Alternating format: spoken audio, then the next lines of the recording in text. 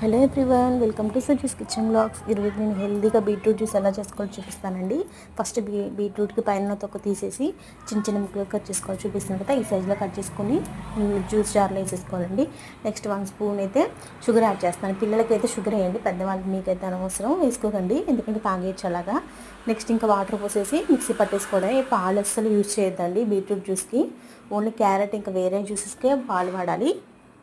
Beetroot జ్యూస్కి పాలు వాడద్దు. Water పోసేసి mixie పట్టేసుకోండి. ఇంకా స్ట్రైనర్లో వేసేసి పట్టేసుకోవడం, గ్లాస్లోకి వడకట్టుకోవడమే. 2 ఐస్ క్యూబ్స్ అయితే నేను యాడ్ చేసుకున్నాను. బయట మీరు జ్యూస్ తాగేటప్పుడు అస్సలు ఐస్ తీసుకోకండి, ఎందుకంటే వాళ్ళ ఐస్ ఎక్కడి నుంచో తీసుకొచ్చి తయారు చేసింది కదా. అది ఇంట్లో అంటే మనం ఐస్ క్యూబ్స్లో పెట్టుకుంటాం కాబట్టి ప్రాబ్లం ఉంటుంది అనమాట. నెక్స్ట్ అయితే నిమ్మరసం పిండాను నేను. నిమ్మరసం పిండి ఒక స్పూన్తో తిప్పేసి పిల్లలకి ఇస్తే చాలా చక్కగా తాగేస్తారండి. చాలా బాగుంటుంది టేస్ట్ అయితే.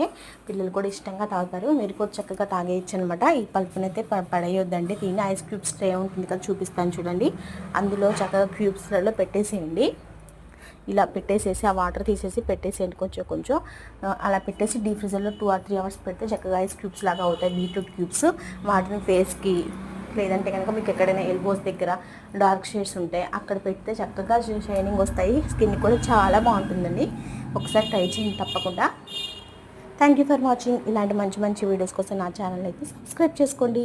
సొరకాయ పప్పులు మిస్ అవ్వద్దండి. లాంగ్ వీడియోస్లో పెట్టాను, ఈ వీడియో కింద లింక్ ఇస్తాను, చూసేయండి. చాలా బాగుంటాయి. ఎమ్మీగా ఉంటాయి, పిల్లలు కూడా ఎంజాయ్ చేస్తారు. Please subscribe.